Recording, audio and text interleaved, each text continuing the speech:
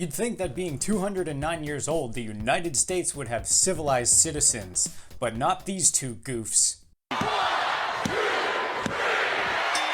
Thanks for tuning in to another special episode of Tyler Vance Rants. I am your host, Tyler Vance himself, and you're not. It's July 26th, 1985, and it feels so good to be back to my normal self.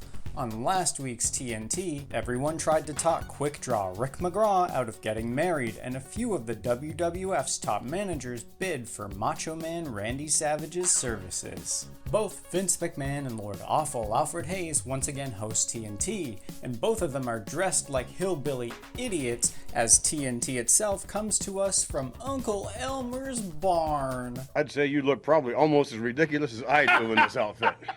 Hillbilly Jim is the first guest, limping towards the host as if his injury were real before claiming that he is feeling much better, and it won't be long before he returns to in-ring action. Even the WWF champion Hulk Hogan has been helping out Hillbilly Jim, as Hogan himself was initially the one to get Jim ring ready, which is debatable, and has now taken a stance to try and help that hillbilly moron to rehabilitate his so-called injury. His leg's not broken. The only thing broken around here is my patience with these inbred yokels. Hold on to something, everyone! Uncle Elmer's coming! And he's brought his mother with him. The Hillbillies then host a hoedown, which includes some square dancing, along with such fine delicacies as cornbread and barbecue possum. That's disgusting. Why don't we just instead cut open Mrs. Elmer and have some bacon instead? Lord Awful Alfred Hayes keeps trying to have some of the food, but constantly has his hands slapped away.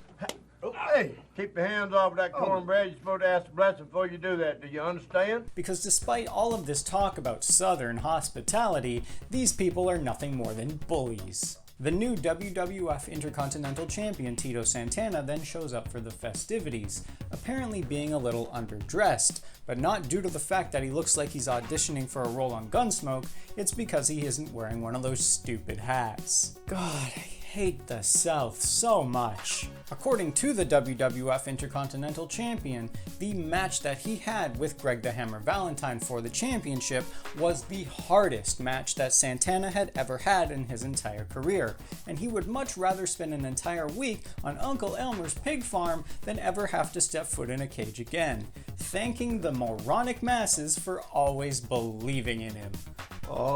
Finally, a touch of class is added to the show as the Mouth of the South, Jimmy Hart, arrives, threatening the WWF Intercontinental Champion that the Hart Foundation is going to make an example of Tito Santana for what he did to Greg Valentine. Then, if Hart already weren't the hero of the day enough, he pies Lord Awful Alfred Hayes in the face with that slop the hillbillies call food. Yeehaw! I'm a married man, honey. I don't fool around. How do you do?